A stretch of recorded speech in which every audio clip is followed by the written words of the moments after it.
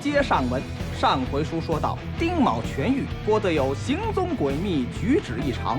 趁丁卯出院，偷入漕运商会向丁卯借钱。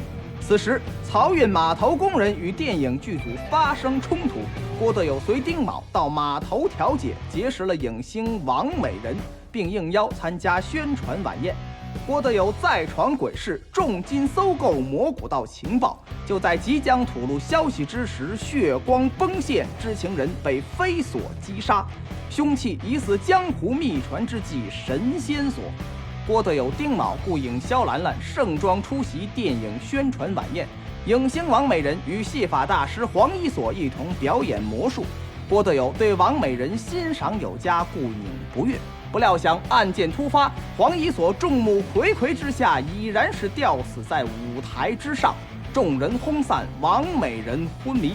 引出来，美人遭劫，小神婆遇险，探冤情，一进皇府，二公子登报要约战凶完。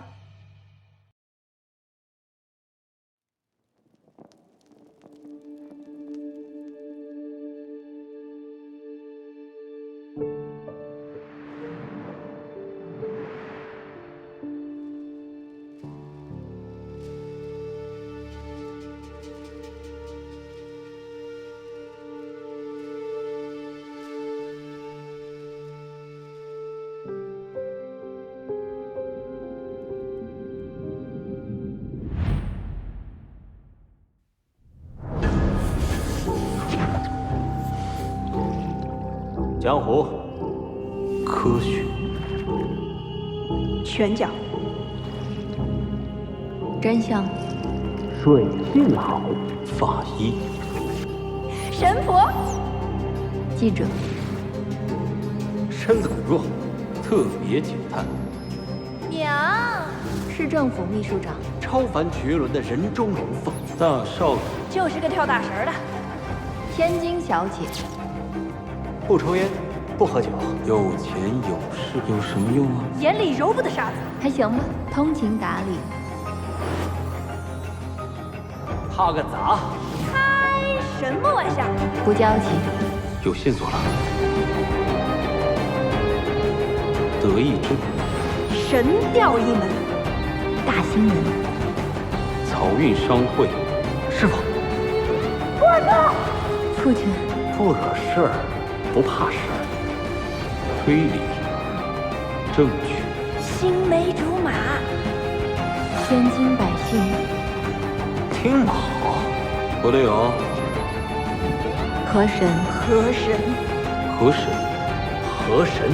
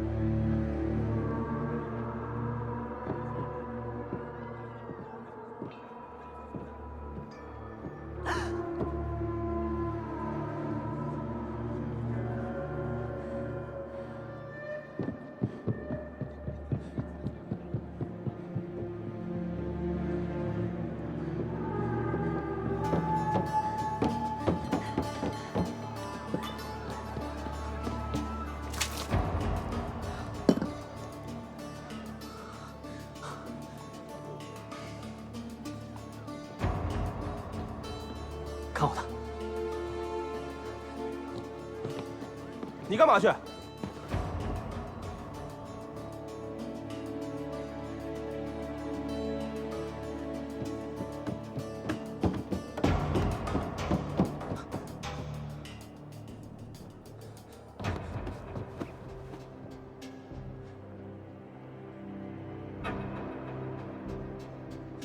桂英，桂英，桂英！走，快点！别看了，快点啊！对，往外冲，快点！别挤，快点的！别看了，快走！快点！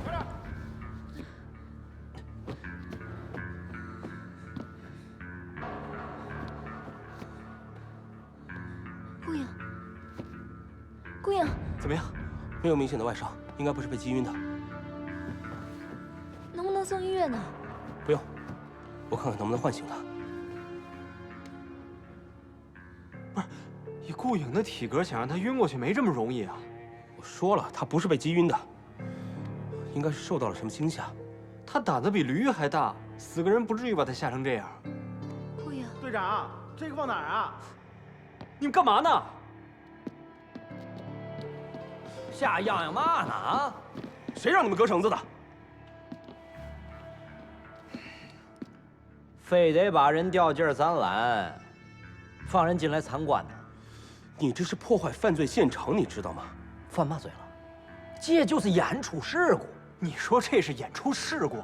我们第一时间就封锁了整个现场，没有发现任何可疑人员呢。啊，类似黄一说的，是他们自己携带的演出道具，演砸了，把自己的命也丢了，就那么回事儿。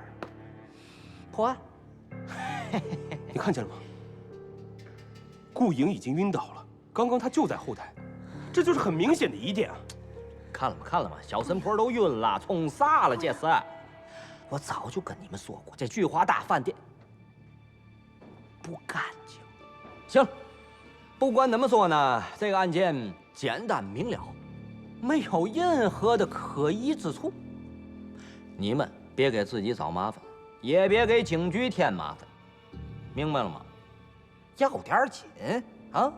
下马，收拾完了吃夜宵去啊！好。哎，看热闹，怎么还没轰出去呢？啊！出去！走了！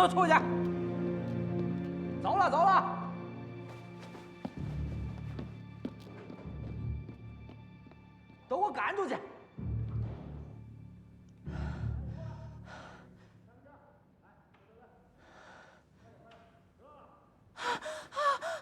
回去，我要回去！王小姐，你不能出去，你是重要的目击证人。放开我！我要回去！王小姐，你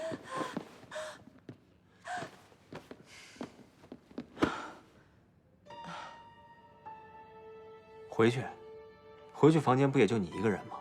这里起码还有警察，还有我们。你待在这里，总比你回去要安全吧？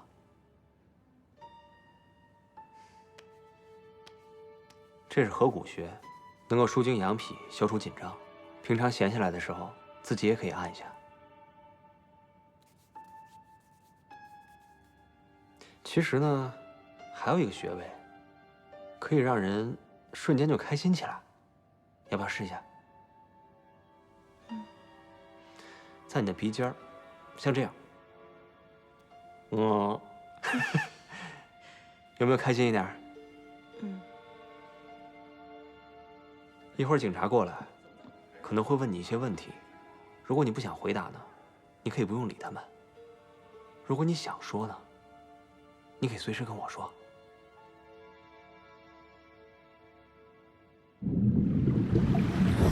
人类从历史中学到的唯一教训，就是人类没有从历史中吸取任何教训。守法朝朝雍雍，强梁夜夜欢歌。损人利己骑马骡，政治公平矮。修桥补路瞎眼，杀人放火儿多。我到西天问我佛，佛说我也没辙。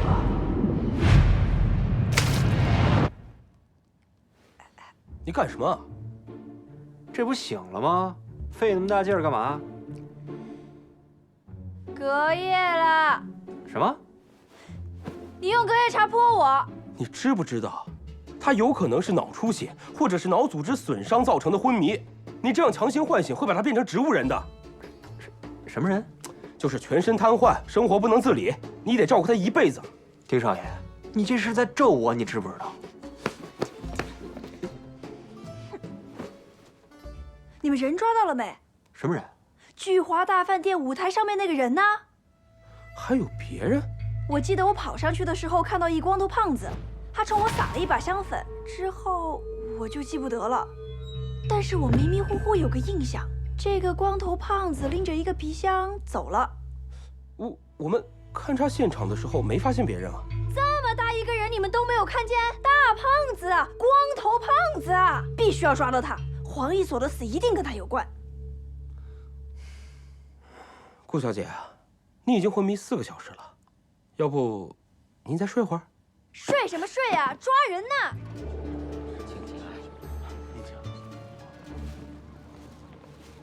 您请，您请。这个放里面。好，这个过来，放里面。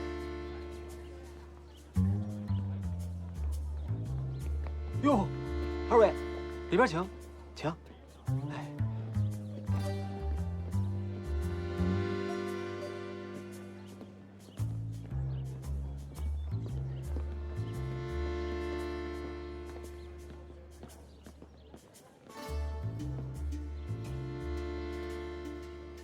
攒了这么多家当，人还没享受就没了，这还叫没享受？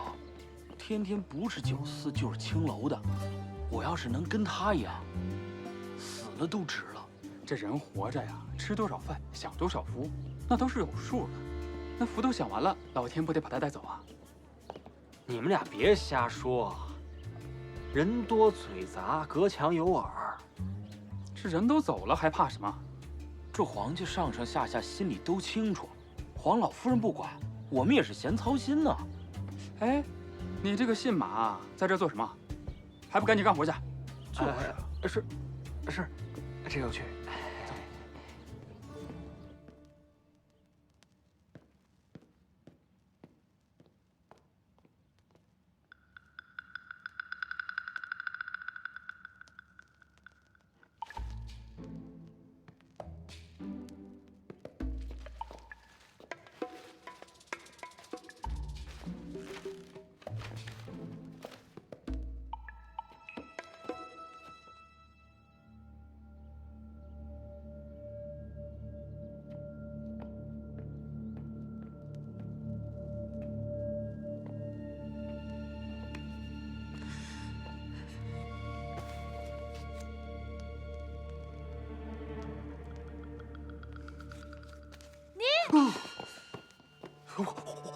怎么在这儿啊？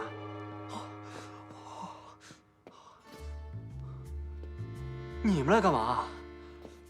你来干嘛？你来干嘛，我就来干嘛。你也觉得皇家有问题？当然有问题啊！我皇家有什么问题？不妨说来听听看。是啊，你们谁啊？谁呀？刚才我就觉得这个信马有问题。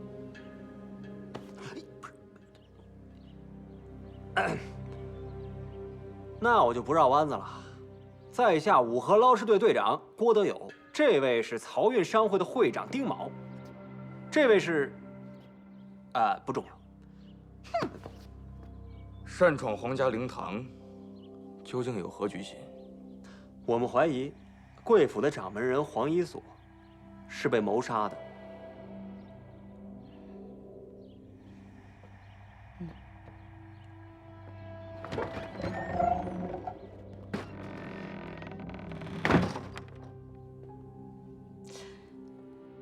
捞尸队的，管起警局的事情来了。我这位师弟丁卯，他是警局的特别警探，由他来查这个案子，应该是正大光明吧？我们认为黄一所的死有很多疑点。黄老夫人，麻烦问一句：黄一所在江湖上有没有什么仇家呢？我早就说过，大哥不会失手的，他一定是被人陷害的。玉儿，不知道3位在我家灵堂查出什么线索了吗？我们只是想看看黄一所的尸体，验证一下之前对案件的判断。不过现在证据还不是很充足，如果有适当的……丁警官，您的意思我听明白了。你是说警局到现在也没有找到实在的证据，所以诸位才偷偷摸摸的到我家查验尸首。我儿学艺未精，出了意外，我没有什么好说的。但我儿尸首，绝不容任何人随意折辱。诸位，请吧。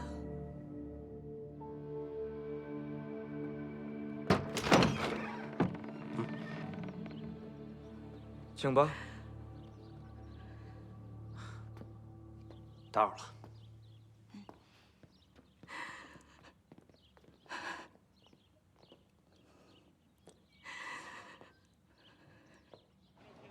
你不是不相信我说的吗？还偷偷跑到人家家里来验尸，还扮成姓马，就你那贼眉鼠眼的样子，能不被人发现吗？好了，你到底查到什么了？是黄家有问题吗？我问你话呢，不是？你为什么背着我们查案？还用问吗？你查案连肚子都被人家剖开了，你觉得我还会继续带着你这个累赘一起查吗？郭老二，你说话能不能注意点啊？你插什么嘴啊？遇到凶手连人样子都没记住，还让人家给弄晕过去了。不是说武功了得吗？不是神雕一门从来不把别人放在眼里吗？嫌我碍事儿是吧？是。行，我们走。哎，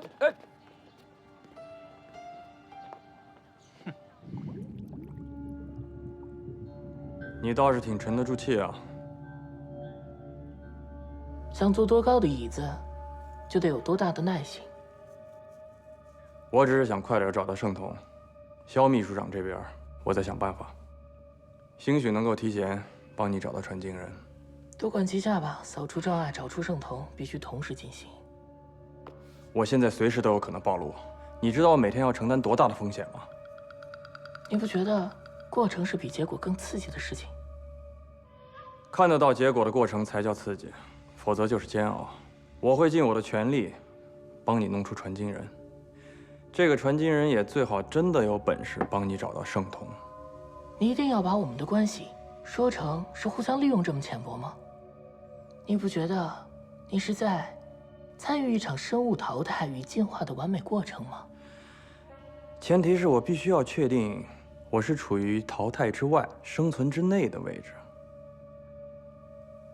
我最讨厌跟无趣的人打交道。让我发现你是一个无趣的人，是件很危险的事情。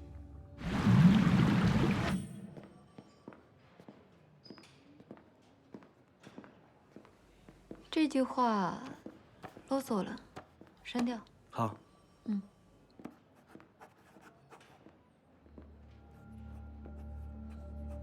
所谓金风未动禅先觉，暗算无常死不知。兰兰姐，你接着说呀。就算是江湖中人，哦，他既然干得出你先去整理一下吧，我一会儿再来找你。正大的来找你分胜负呢？您就当登了一则广告，江湖中人争的就是刀头舔血这口气，他一定会来找我的。既然您执意登报下战书，目的是逼出凶手，不妨冒一点小小的风险。社长有话直说。不如让我们金报为这件事情做一个专栏。如果凶手不在期限内现身，黄二少每天揭露一些江湖秘密。如果凶手真是刀头舔血的江湖中人，他一定会来。这些可是江湖大忌，社长这么做，怕是要把我放在火上烤啊！彩门名家遭人暗算，死因离奇，黄二少替兄报仇，堂堂正正。于理也许有些偏激，于情谁也说不出半个不字。黄二少，您说呢？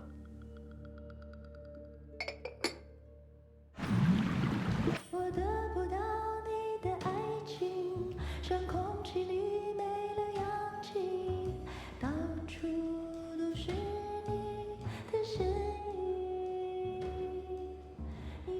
也不知道郭先生爱吃什么，就随便点了些，希望合你胃口。挺好，看着就挺好。看着就能饱吗？那个，这有筷子吗 ？Excuse me， 麻烦你帮我拿双筷子。你别光劝我呀，你也吃。我没胃口。还没休息过来吗？一直睡不着觉。要不我们换一家吃饭吧？没关系。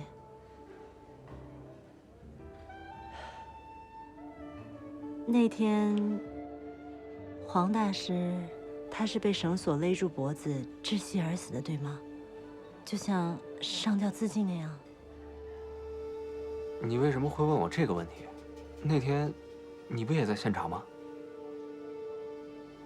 可我看到的不是那样。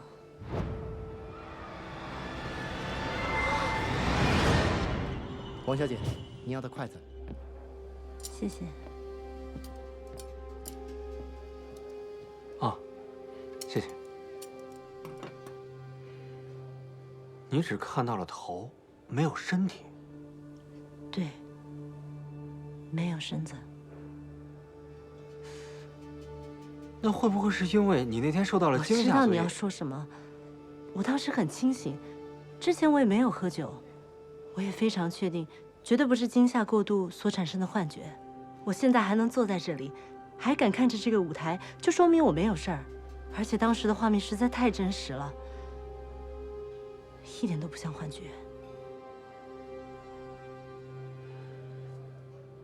外国的魔术我不太懂，可咱们的戏法，我还是略知一二的。硬功夫手法自然是少不了，再加上障眼的吆喝，当然还要有被动过手脚的家伙事儿，这基本上就能唬住大部分人了。可是如果你想再看一些新鲜的，那就还需要一些稀罕的玩意儿。什么？幻术。幻术？只有江湖上彩门的幻术可以让人真实的感受到幻觉，一般都需要配合药物才能施展。王小姐，江湖险恶，世道混乱，眼见不一定为实。但戏法演完，幻术自然也就没有了。郭先生的意思是，黄大师在变戏法的时候对我施了幻术？这就是我觉得奇怪的地方。黄一所当天所演的就是一些普通的西洋魔术，并不是什么稀奇的彩门绝活，这内行人一眼就能看得出来。这种级别的戏法犯不着使用幻术，所以我觉得应该是其他人所为。谁？杀害黄一所的凶手。黄大师是被谋杀的。王小姐不用担心，这件事情就交给我来处理，一定不会出什么问题的。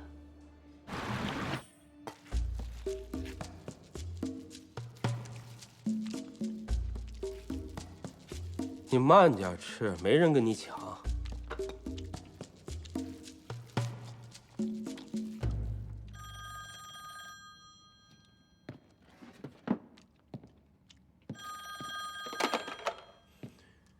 喂？什么？嗯，好，我知道了，就这样。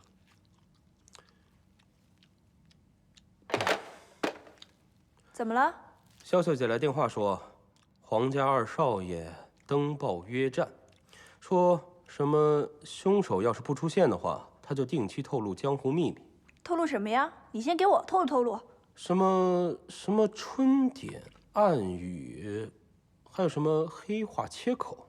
找死吧！这是，本来就有人想对黄家不利，他哥刚死，再这么一搅和，黄家就完了。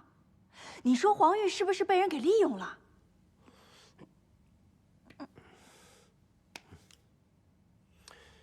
看来我得去一趟黄家了。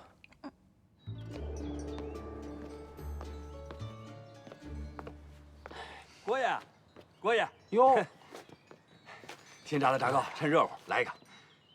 哎呦，我这今儿可刚吃了牛扒和鳕鱼，我真有点吃不下了。您哪儿过嘴瘾去了？也不想着让我们沾沾光，我这儿买块炸糕，我还惦记着您呢。哎呀，得，你也有心，那就当饭后甜点吧。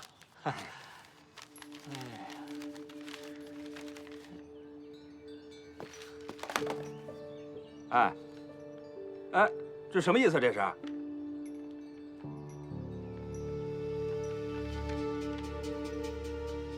黄少爷正在东厢房呢，郭师傅里边请。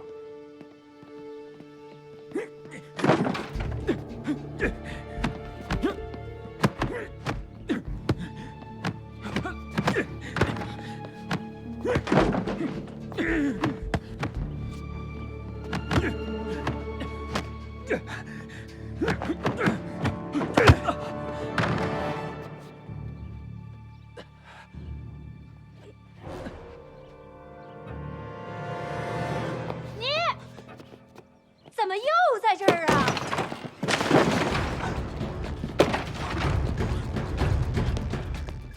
你们在干什么？我差点就抓到他了。以你跟他的距离，还隔着一扇门，你怎么可能抓到他？而且你这三脚猫的功夫，你想抓谁呀？怪我了，那怪我了。玉儿，少爷，少爷，玉儿啊，你这是怎么了，玉儿？快去叫大夫，快点儿！你们，玉儿啊，这黄夫人，黄二少追凶心切，我们可以理解，但登报宣战实为不妥。我们担心黄二少这样会惹来麻烦，所以才特意前来劝阻。没想到，还真让我们给碰着了。黄夫人，你放心，黄玉没什么大碍，不过是口腔内出血。只是，您现在还认为您儿子是出于意外死的吗？有人已经盯上了黄家，黄家在明，凶手在暗，非常不利。所以，我们想查看一下您儿子的遗体。我们尽早查出凶手，才能还黄家一个太平啊！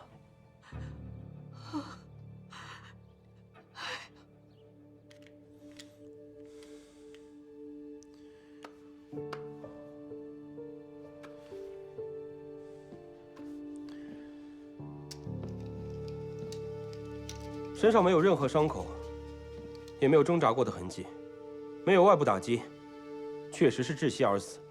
从勒痕来看，绳索应该是黄一锁自己绑上去的。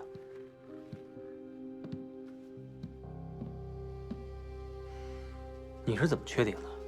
如果是别人绑上去的，那么绳结是反的。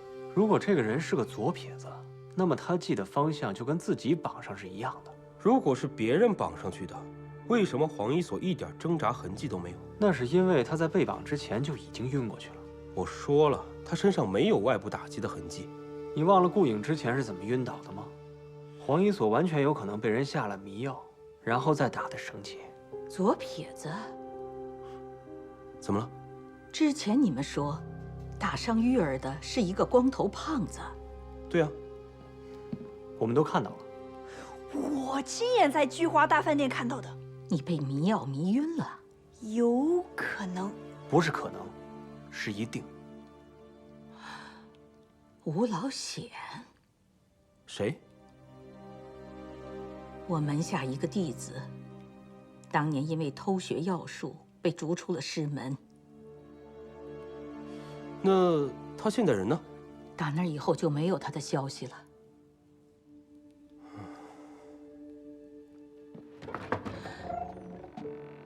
玉儿，你怎么来了？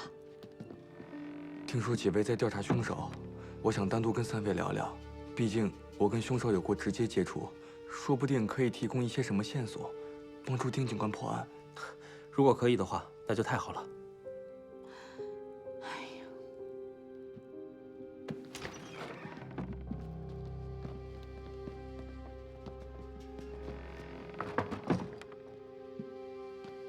三位恩公，请受黄玉一拜。哎，皇二少，你太客气了。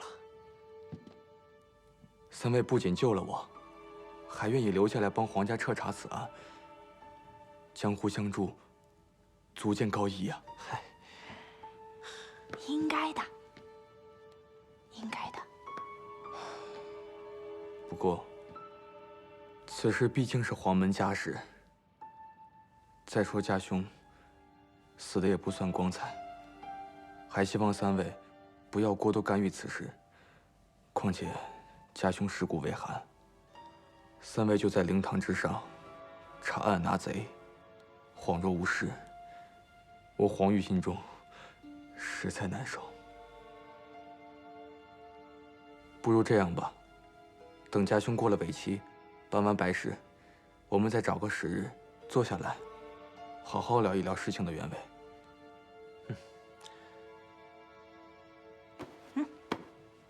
走之前上炷香吧。死者为大，也是片心意。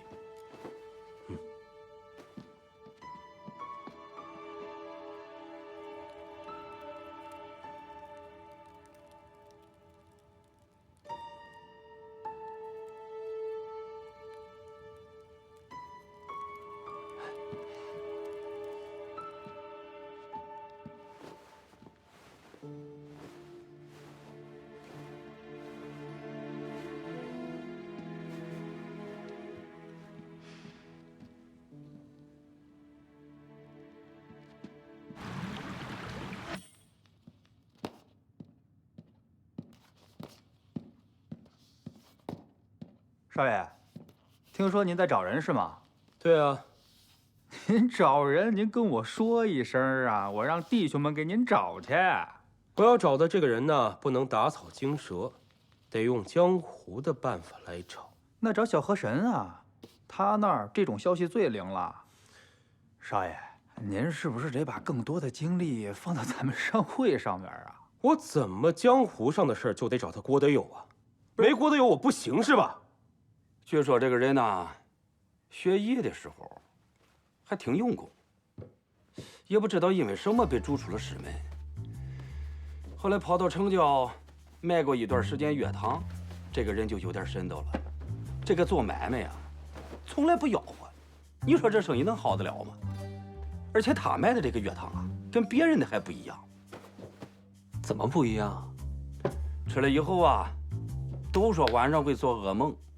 还有小孩吃了呀，会发癔症，爬起来瞎跑，叫都叫不醒。哎呀，后来呢？后来就没有人敢买他的药汤了，吃不饱饭，这人也就没在城郊住着了。那他现在在哪儿呢？这我哪知道？我来这儿不就问你这个来了吗？对呀，我要知道我就告诉你了呀。我这钱可是都给你了呀。你来跟我打听的是不是吴老仙？是啊，我说了半天，是不是说的吴老仙？是啊，那你这钱花的不冤枉啊？所以，请他问出金马驹来，我已经打探出来了。这个吴老显啊，怪得很，自己平时住在郊外的草甸里，种花又种草，很少在城里露面。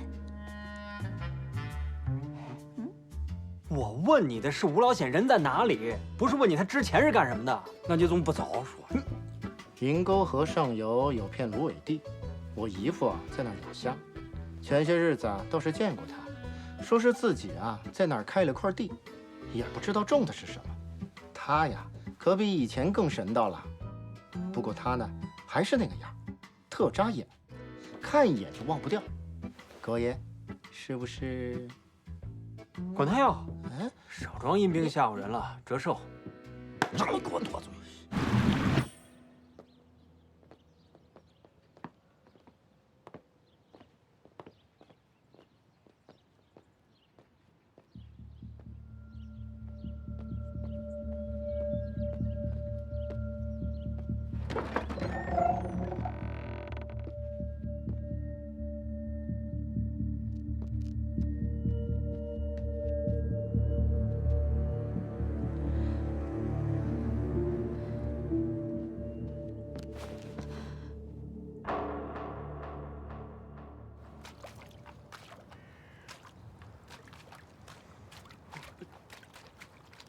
哎，你慢点。这荒郊野岭的，一脚深一脚浅。大少爷，你要是不愿意来，你赶紧回。你这生什么气呢你？跟你有什么关系？是因为郭德友吧？我揍你啊！我就是搞不懂你们两个掐一阵好一阵的，有意思吗？我觉得你应该好好想想，到底怎么看待你们之间的关系。因为那个戏子，什么戏子啊？拍电影的那个。哦，王小姐是吧？就这事儿啊？这事儿，姑奶奶，我跟他没完。那到头来，你不还是得帮郭队友吗？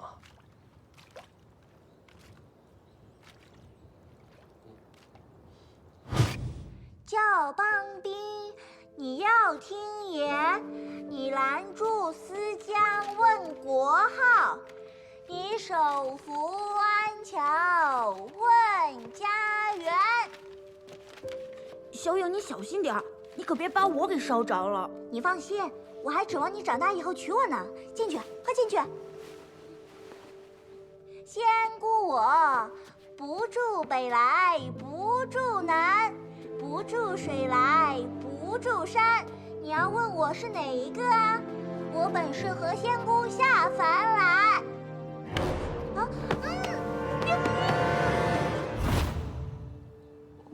我妈是个爱贪便宜的人，可是她从来不欠别人的，因为她说，只要是欠了就得加倍的还。不过我偏偏又欠了别人的。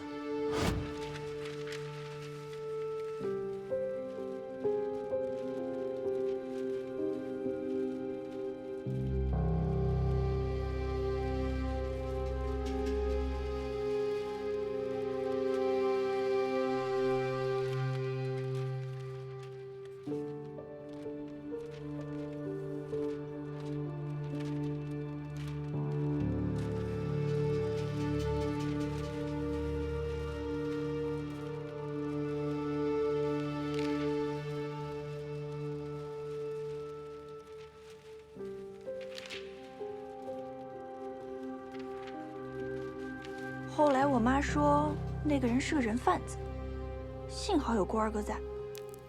不过从那以后，他就对我怪怪的，好像心里边隔着点什么东西。被子凌乱，床单褶皱，黄二少爷应该当时在床上睡觉，不休息。记住写休息，别写睡觉啊。嗯。然后犯人突然闯入，惊醒了黄二少。二人就在这个位置开始了缠斗。您看这桌子倒下的位置，面儿朝外，腿儿冲里，很显然这就是黄二少爷为了阻挡凶手，咣叽推倒的。可以看出来啊，当时打斗非常的激烈啊，只可惜啊，犯人过于歹毒，再加上黄二少本来就有伤在身啊，施展不出他的超群武艺，所以还是被犯人从这扇门带走了。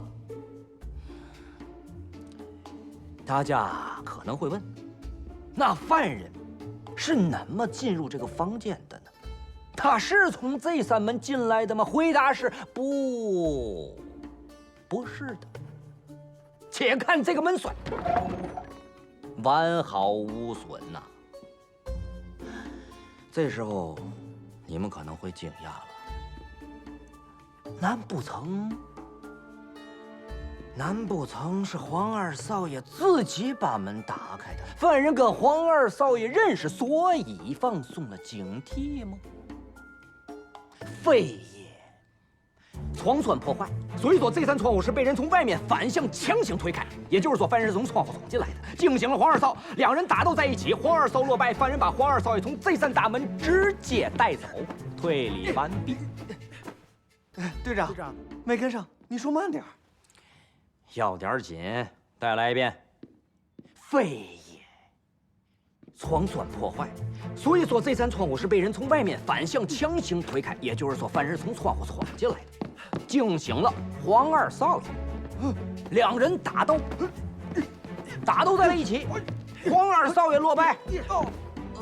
犯人把黄二少爷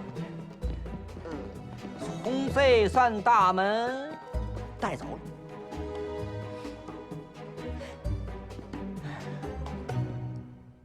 推理完毕。好，太精彩了！哎呀，黄老夫人，真没想到，短短一会儿的功夫，我就把这个案子了解的七七八八了。相信过不了多大功夫，我就能把犯人抓住，救出黄二少爷。副队长，之前丁探长和小河神已经来过了，他们推断出是我黄家逆徒吴老显先杀害了我大儿子，又打伤了我的小儿子，这次肯定也是他绑走了我的玉儿。这两个臭不要脸的！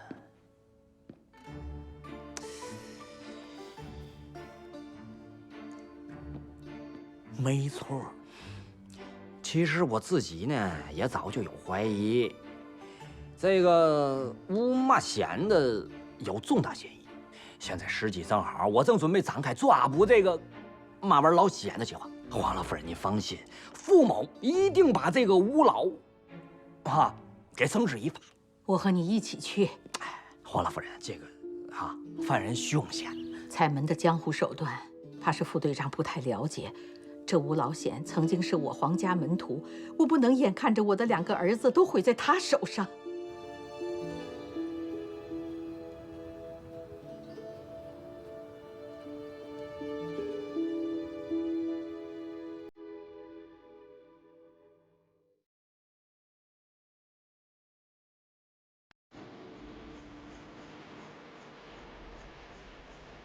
好久没有跟别人躺在一个床上了，现在跟一个姑娘睡在一张床上，什么感觉？有点挤。哎呀，好像回到小时候。对呀，我小时候还跟郭二哥睡过一张床呢。你跟郭队友睡过？什么叫睡过呀？说的这么难听，就是光着屁股就睡在一张炕上。小时候，这很正常吧？光着屁股。哎，你们俩现在关系怎么样？